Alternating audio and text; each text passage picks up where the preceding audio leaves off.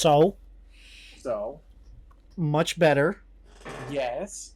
It was much better than the last movie. I mean, it's not hard to be better than the last movie, let's be real here. I don't like. What you just saw was a clip from my live reaction of the Justice League movie with my good friend. Now, how did I feel about this movie? Well, the clip summed it up pretty well. It is much, much, much better. It's such an improvement. Now, granted, it's not perfect. It is not perfect by a mile. But it improved drastically. So, let's get into this stuff. Granted, it is a new movie, so I'll try not to spoil too much. But I can only do so much. Now, general plot. So apparently we find out that time moves differently in DC's world compared to Remnant.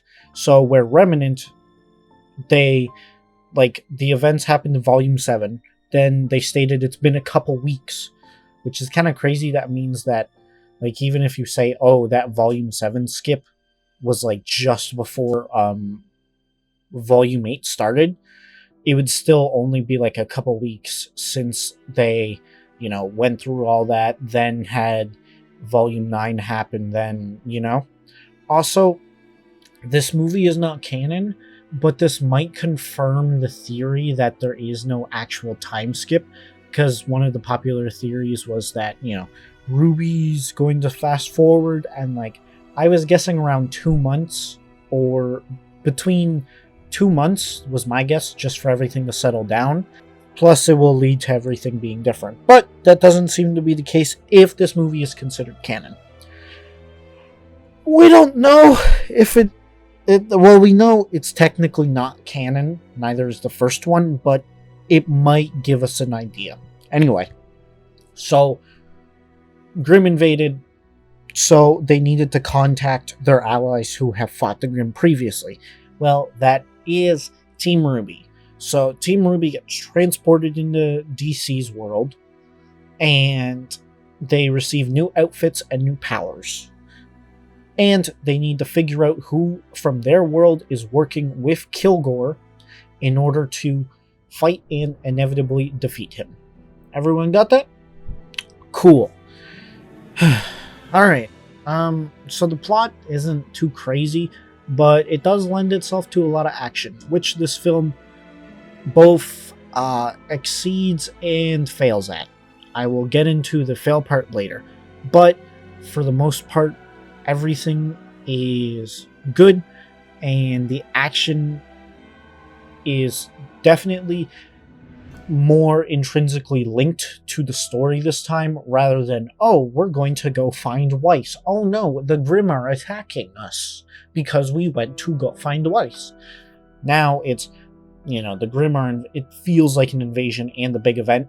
Granted, we don't get to see the other Justice League members. We only get to see the main ones that are in the trailer. So, and to be fair, it would be really difficult to, say, have Captain Marvel, Power Girl, Supergirl, the Bat family all take part in this. They can only build so many 3D models, and I do not expect them to.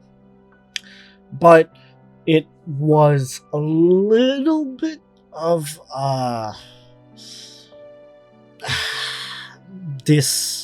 it was a little bit disappointing. It did not feel as crazy as it should, but for what it is, it's really good. Now, after the story, we move on to the characters, and the characters are really weird. They give Weiss, Rwby, and Yang stuff to develop about and talk about. Blake doesn't do anything. So, yeah. Then we have Yang, and once again, I kind of like what they were going for with Yang, but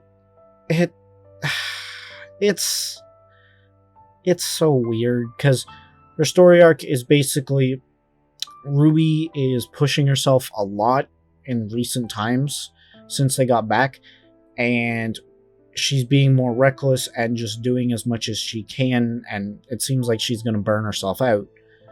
But like, everyone kind of agrees that she's just being dramatic. Like, the literal point of the movie, her character arc is, well, she helps Flash through his like PTSD, I guess, with with the previous villain, or Kilgore, my apologies. And her arc is talking about getting over that and moving on, and then she moves on to accept the fact that Rwby is like not going to leave her, so she doesn't need to be that worried about her. Like, she can still worry, but like, it's kind of crazy with how much she is, you know? That brings us into Rwby. Ruby's character arc doesn't really exist. Like, she's pushing herself a lot, and it's kind of funny watching this right after Volume 9, as it is a sequel. She is like, oh, you know, huntsmen come and go, people die, even the greatest heroes die, so she wants to make the most out of the time she has. And that's a really good scene. And, you know, she has a nice little talk with Superman, and Superman is like, hey, you know, that's great, but just make sure you're not going to kill yourself. Because, like, she did take notably more riskier actions than she would have had prior, but at the same time, you can still tell she's very calculating at the time, and it's rather interesting to watch. Weiss is talking about her home and how she feels bad because, like, Jock, or her father, basically was kind of bad and did nothing, so she feels personally responsible for what happened to Atlas, and being a resident of Atlas and dealing with the fact that her home is gone, which was quite interesting. Also, she's the only one who didn't get into any of the new powers. Now, the problem is, Blake used her powers like in one fight, and it was shown very briefly. They were very cool. Blake and Rwby had cool powers, and Yang shot fire, and that's it. So, you know, it's kind of disappointing, especially since in the final fight, they went back to their old variant, so it's kind of like, why did you bother with this plot point in the first place? You know? But there's not much you can really do.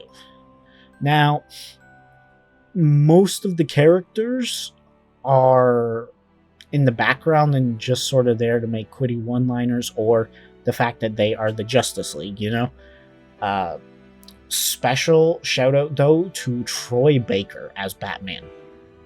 Oh my goodness. Like, there are certain Batman that I just don't vibe with, and it's because Batman is so portrayed by his voice so much more than I would say most characters. Because here's the thing, you can have a mediocre Wonder Woman voice. If you have a mediocre Batman voice, suddenly it's not, oh, the voice performance, it's, wow, this Batman doesn't have the same amount of presence, you know? And I was really, really happy with that. Also, Travis Willingham, who played Superman, fantastic as well. Batman and Superman were done really well in this movie. However, Batman was out of commission for it for an extended period of time, which was a little disappointing. He also didn't do much in the movie, which, I don't know. However, Superman actually got to partake in a lot in this movie, which is weird, because normally it's the other way around, where Batman takes center stage, whereas the rest of DC's lineup kind of take a back seat. So it was a treat, to say the least. Speaking of treat, there's one more positive that I kind of want to gush about. So, as you all know from like my other YouTube videos and even like on my other channel, I do animation sometimes. So, when I say and it's not professional, but when I say that the animation in this is really good, it means it is good. I at least know a little bit about what I'm talking about. It's so good. Also, something that I noticed the first time, but I've only found more love through it throughout finding clips for you guys for this video, is the lighting. Oh my goodness, the lighting is so good in this movie. And like, no one's ever gonna talk about it. Ever. I guarantee you.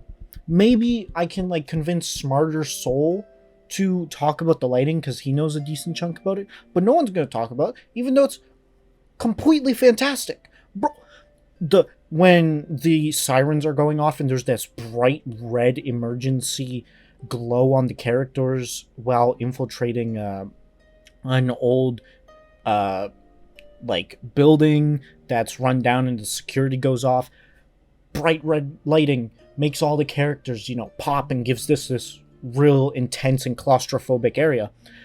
And on top of that, it's always smooth. But then guess what? It's not just, oh, so what? They developed red lighting for one scene. So many scenes have developed lighting so much better. Like, genuinely. It is so nice because as I was watching the series, I see every single volume look better and better and better. And honestly, while there's not necessarily a fight that I like as much as the final fight in Volume 9, the animation, especially when it comes to the lighting, is phenomenal. Oh my goodness. The glow on some of these characters from things like laptop screens, Green Lantern's ring, the digital zone. Oh, it's so fantastic. The light from the monitors when the room goes dark and it's like illuminating certain characters. Oh, it's so fantastic. And it's so, I don't want to say real, but it's so stylized in the world that it fits so fluently. You just can't help but go, damn, that's good. And no one's going to talk about it, but yeah, the lighting is damn good. And I stated before that the fight animation didn't top. But guess what? It was so good through most of the movie. So many good fights. I loved most of it. And the animation was good almost the entire time. I can rarely think of a time where it wasn't at least good, you know? Like, this is a good looking film, and I am so happy about it. It's a improvement as far as animation goes when it comes to previous volumes of Rwby, and especially the first movie. Oh my goodness, comparing things like lighting and fluidity between the two movies, it's night and day, man. Listen, the one scene where I can think, oh, this shot came really well together, was probably Pyrrha's introduction in the movie, or Evil Pyrrha. And maybe the Green Lantern Oath scene. That had really dynamic lighting, everything fit together well. Shots were good, dynamic, all that. But that's like 2 scenes in the movie. I swear I could find at least 12 that look like that in this. Not to mention the expression work. Fantastic. I truly believe that this film is amazingly animated. Rooster Teeth said that if they wanted to try and like get experience when animating films, so that means if we ever get another Rwby film or volume 10 or whatever, if it's going to look even better than this, that's going to be insane. Like, genuinely. This looks better than some actual like big studio production animations. I cannot stress this enough. Any fault that I have with this movie is not a fault of the animators. They knocked it out of the park. And I know this is the section of the video where I'm probably the most intense. It's because I have animated stuff before, so I understand. I don't know what they did, but they did a damn good job.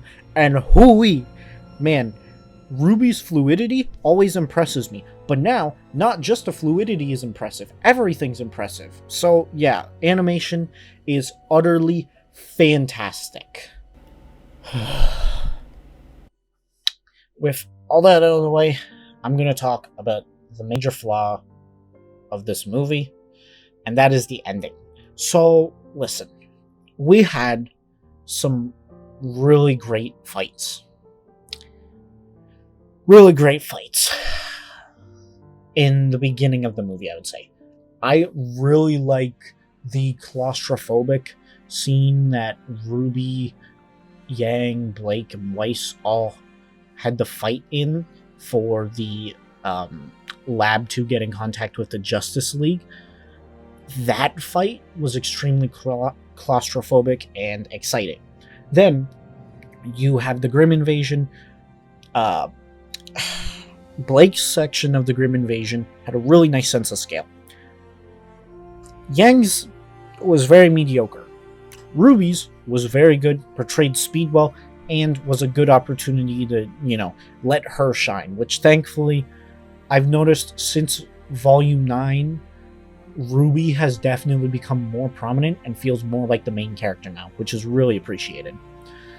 But then you get to the final fight, which, spoiler alert, you can just move ahead. Watts is the final villain. I know you probably all saw this coming, but Watts is the final villain, and he aligns with Kilgore, and there's a final fight. And, more importantly, he upgraded his mustache. I know. No, I'm dead serious. Okay, he comes back to life in this new body, right? You can only see his head. And the bloody mustache is upgraded. He has more facial hair now. The mustache is bigger. And I even double checked. I looked at old references of the movie. Not the movie, but the show. To make sure, is this different? It is. He upgraded his mustache canonically. And it's a hologram. I assume it's a hologram. But guess what? No matter what, he had to put effort into thinking about that. So that means he intentionally buffed his mustache. Oh. Anyway, back to the video. And the final fight is clunky. It probably has the worst choreography out of the entire movie. And, look, as much as I love Christopher Sabat, his voice performance, while excellent, as always, as Watts, I love Watts' voice, cannot save the finale. It can't. I was incredibly surprised with everything that happens, but not in a good way, more just, wow, that happened.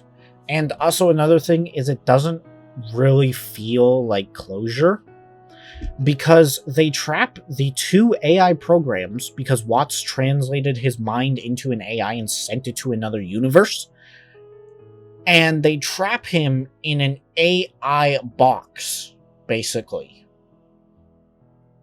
That just feels stupid. I'm sorry. But, they're not even like, oh, we downloaded their consciousness into a satellite that's connected to no other monitor on the planet, and we shot it into space. That would make sense, at least. But it's just, apparently in the Hall of Justice. So there's a good chance, Kilgore or Watts can just, dip. And, granted, I know, it just didn't feel that great of a finisher to me. Now, granted, you can't really have them killing, because DC heroes have this thing where they don't kill people. And with Rwby characters, it's a bit more ambiguous. It's a bit more unknown whether they're willing to take a life, but still to be noted. But they needed to defeat him in a satisfying way, and they did not. On top of that, the fight leading up to it was not that great either. As I already said, worst choreography. A notable point of dip is Wonder Woman versus Yang.